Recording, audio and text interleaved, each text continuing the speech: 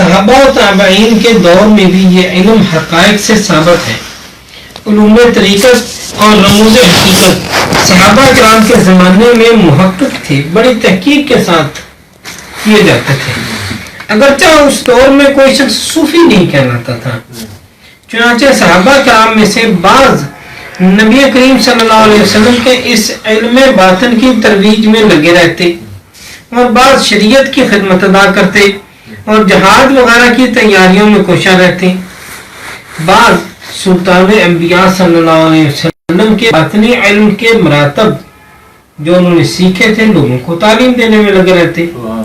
یہ خدمات تعلیم دینے والی خلفائے راشدین سے نے بکثرت ادا فرمائی، خصوصاً جناب مولا کائنات حضرت علی علیہ السلام اور حذیفہ بن الیمان، سلمان فارسی، عبداللہ بن مسعود، عبداللہ بن عباس، ابو ہریرہ، انس بن مالک رضوان اللہ علیہم اجمعین، اور لوگوں نے بکثرت یہ خدمات انجام دی. ان کے بعد دوسرے قرن یعنی تابعین کے زمانہ میں بھی علم باطن کی بہت کوشش کی گئی، اور وہ صوفیاء کرام جو اس وقت صوفیاء تھے لیکن لفظ صوفی کا استعمال نہیں ہوتا تھا، مثلا امام زین العابدین، امام باقر، محمد بن حنیفہ، کمیل بن زیاد اور حسن بصری رحمہم اللہ علیہم اجمعین جیسی شخصیات ہیں.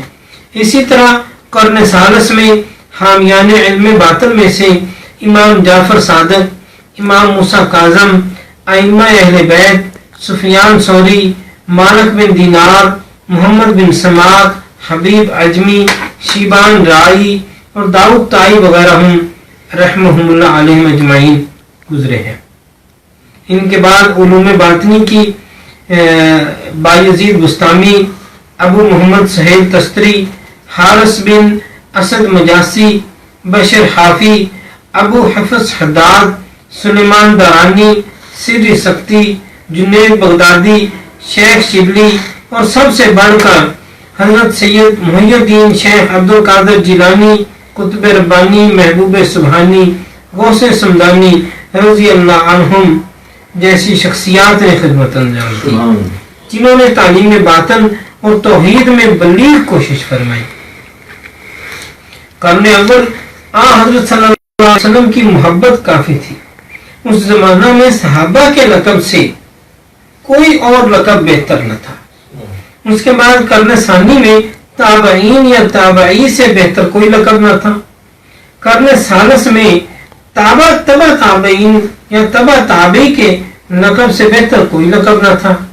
اس کے بعد فرقہ مختلفہ ظہور پذیر ہوئے اور انواع و اقسام کی بدعتیں شروع ہو گئیں.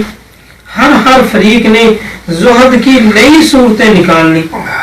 جہلا میں اکثر طالب جاہ دنیا پیدا ہوئے. اس وقت جو لوگ اہل سنت اور جماعت کے خواص تھے وہ اپنے دلوں کو غفلت اور بدعت سے نگاہ رکھتے تھے، توجہ رکھتے تھے، اپنے دل کا حساب خود کرتے تھے، اپنے محتسب خود تھے اور حفظ انفاس حق تعالیٰ کے ساتھ رکھتے تھے. اپنی سانسوں کا تحفظ اللہ کی سمت میں رکھتے تھے، یعنی ان کا کوئی سانس خدا کی یاد سے خالی نہ ہوتا تھا. وہ لوگ صوفی، فقیر اور درویش کے نام سے مشہور ہوئے اور انہیں انہی اہل تصوف کے بارے میں رسالت بنا صلی اللہ علیہ وسلم نے فرمایا من ارادہ ان یجلس مع اللہ فلیجلس مع اہل التصوف.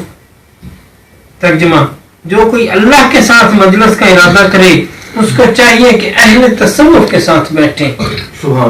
ہر کے خواہد کر نشینت با خدا وہ نشینت در حضور اولیاء. یہ موضوع تھا تصوف کا.